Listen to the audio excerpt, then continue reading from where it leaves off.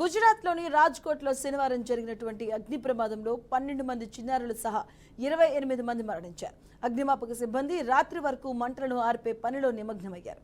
అధికారులు తెలిపిన వివరాల ప్రకారం మంటలు అదుపులోకి వచ్చాయి. ఇక ఈ ప్రమాదంపై దర్యాప్తు చేసేందుకు రాష్ట్ర ప్రభుత్వం 5 సభ్యులతో కూడిన ప్రత్యేక దర్యాప్తు బృందాన్ని ఏర్పాటు చేసింది. Assistant commissioner of police Radhika Bharai ప్రకారం చాలా మృతదేహాలు గుర్తుపట్టలేనంత పూర్తిగా కాలిపోయాయి. ఇక రాష్ట్ర ప్రభుత్వం మృతుల కుటుంబాలకు 4 లక్షలు, క్షతగాత్రులకు 50,000 నష్టపరిహారాన్ని అందజేస్తుంది.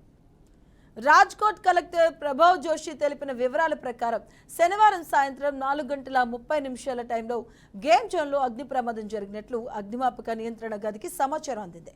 వెంటనే ఘటనా స్థలానికి చేరుకున్న అగ్నిమాపక దళం అంబులెన్స్లో తరలించి మంటలను అర్పించారు.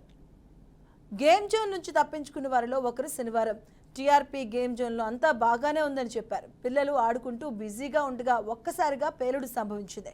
ఎవరికి ఏమీ అర్థం కాలేదు. క్షణాల్లోనే మంటలు గేమ్ జోన్కు వ్యాపించాయి. కిలోమీటర్ దూరం వరకు నల్లటి పొగ కమ్ముకుంది. గేమ్ జోన్లో ఏసీలో ఇన్స్టాల్ చేయబడ్డాయి. ఇక వీటిలో ఓ ఏసీ పేలింది. బహుశా పేలుడుకు షార్ట్ సర్క్యూట్ కారణం కావచ్చు. దీని తర్వాత నేలపై ఉన్న ఫ్యాబ్రికేషన్ మంటలో చిక్కుకుంది. తర్వాత కొద్దిసేపటికి మంటలు మొత్తం గేమ్ జోన్కు వ్యాపించాయి.